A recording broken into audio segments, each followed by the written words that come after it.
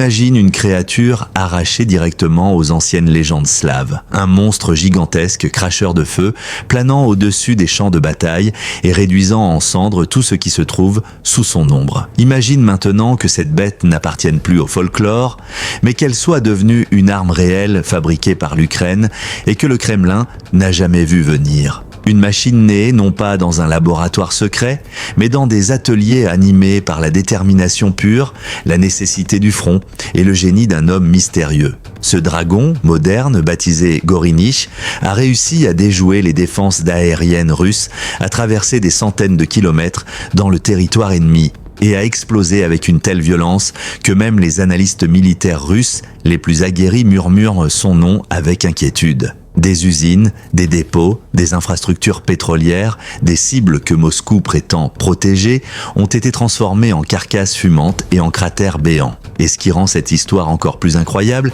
c'est que le bombardier le plus choquant de l'Ukraine n'est ni un avion de chasse futuriste, ni un drone valant plusieurs milliards. À l'origine, c'était un simple avion de loisirs ultra léger français, vendu en kit comme un projet de week-end. Mais entre les mains d'un ingénieur pilote ukrainien, cet appareil a été métamorphosé en l'une des armes de frappe en profondeur les plus redoutées du conflit. Aujourd'hui, nous allons dévoiler comment un homme d'affaires dont la vie s'est effondrée pendant la pandémie s'est réinventé en créateur d'un bombardier qui humilie l'industrie militaire russe, une frappe précise après l'autre. Le nom Gorinich vient d'un dragon légendaire à 3 têtes de la mythologie slave, célèbre pour déchaîner la destruction sur ses ennemis. L'Ukraine a adopté ce nom pour une raison claire. Son bombardier stratégique artisanal hante désormais les planificateurs militaires russes, comme le monstre hantait les héros anciens. L'appareil, dérivé de l'ultraléger français Skyranger, a été transformé en bombardier autonome longue portée, capable de larguer de puissantes charges explosives, d'effectuer des attaques kamikazes et de traverser des zones de brouillage radar qui détruisent normalement les menaces entrantes. Selon une enquête exclusive du média ukrainien Babel, l'appareil est exploité par le 14e régiment séparé des systèmes sans pilote, une unité spécialisée dans la guerre par drones tactiques et stratégiques. Le Skyranger lui-même, un avion de loisirs ultra léger apparu dans les années 1990, n'a jamais été conçu pour la guerre. Léger, simple, apprécié des pilotes amateurs, il s'est popularisé dans toute l'Europe grâce à son accessibilité. Mais lorsque l'invasion a commencé, un pilote y a vu bien plus.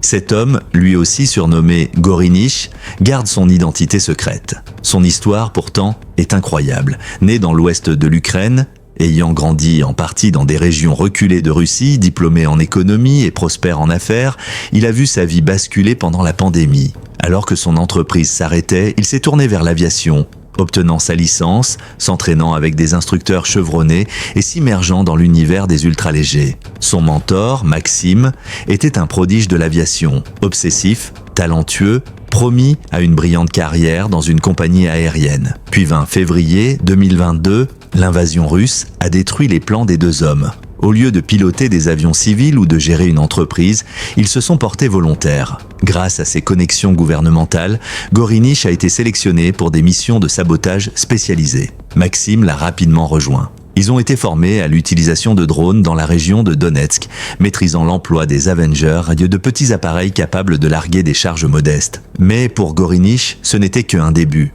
Il imaginait un bombardier aérien bien plus puissant, capable d'atteindre profondément le territoire russe. Début 2023, il a commencé à concrétiser cette vision. Il a acheté un kit Skyranger, assez bon marché pour être modifié, assez robuste pour être militarisé. Il a ensuite réuni une équipe d'ingénieurs. Ensemble, ils ont remplacé le cockpit par de l'électronique, installé un système d'autopilotage, renforcé la structure, augmenté la capacité de carburant et intégré des systèmes de navigation capables de survivre au brouillage russe. L'accès à des bombes soviétiques OFAB 100-120 a offert une puissance de frappe redoutable.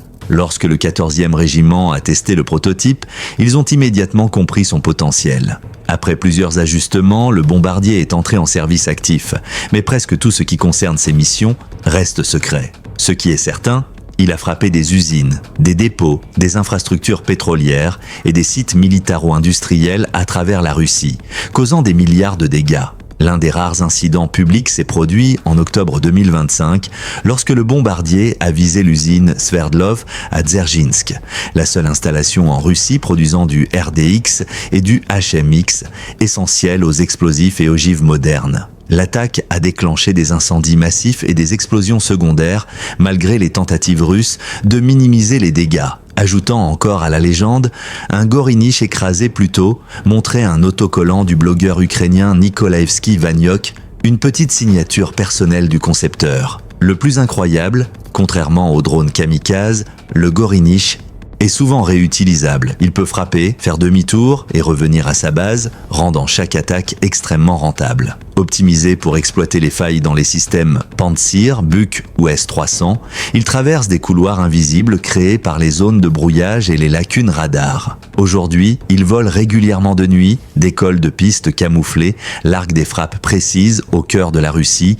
puis glisse en silence vers son point de départ. Et chaque mission est encore supervisée par son créateur, observant son équipe remplir les réservoirs, armer les munitions et envoyer un nouveau dragon mécanique dans le ciel. À mesure que la réputation de Gorinich grandissait, le réseau derrière lui s'est étendu. Des bénévoles, ingénieurs, pilotes retraités et donateurs ont commencé à soutenir discrètement le projet, conscients que chaque rouble, chaque fil, chaque boulon pouvait se transformer en une frappe supplémentaire en territoire ennemi. De petits ateliers dans toute l'Ukraine ont commencé à produire des pièces sur mesure, ailes renforcées, supports de bombes allégés, réservoirs spéciaux, transformant un seul prototype en une plateforme reproductible. Les Russes, alarmés par la série soudaine d'explosions inexpliquées, ont tenté d'étendre leur couverture radar et de redéployer leurs intercepteurs. Dans les unités ukrainiennes, Gorinich est devenu plus qu'un drone. Il est devenu un symbole de créativité sous pression. Une preuve qu'avec peu de moyens mais beaucoup de courage, on peut créer des armes capables de changer l'équilibre du champ de bataille.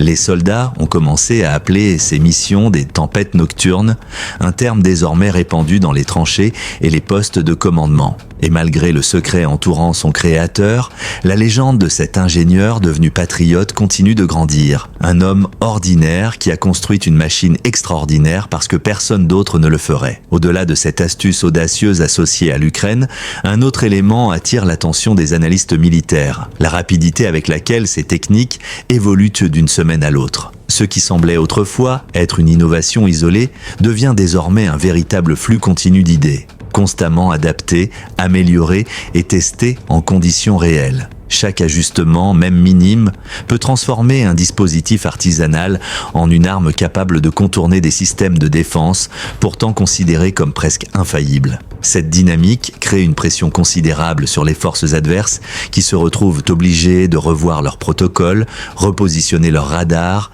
renforcer leurs patrouilles ou disperser leurs infrastructures pour réduire les risques de destruction. Les spécialistes soulignent que cette évolution rapide ne dépend pas uniquement de ressources matérielles, mais aussi de l'ingéniosité collective de milliers de techniciens, volontaires, ingénieurs et opérateurs qui partagent constamment leurs découvertes. Chaque nouveau concept, même imparfait au départ, nourrit un écosystème qui grandit de jour en jour. Cela donne naissance à une forme de laboratoire en mouvement, où le champ de bataille lui-même devient un centre d'expérimentation à ciel ouvert. Cette capacité à imaginer, modifier, optimiser et déployer si vite fait désormais partie des facteurs les plus étudiés par les observateurs internationaux. Certains experts affirment même que cette agilité stratégique pourrait marquer un tournant durable dans la manière dont les conflits modernes sont menés. Au lieu de s'appuyer uniquement sur des systèmes lourds et coûteux, les armées pourraient désormais intégrer des solutions plus flexibles, évolutives et surtout capables de surprendre.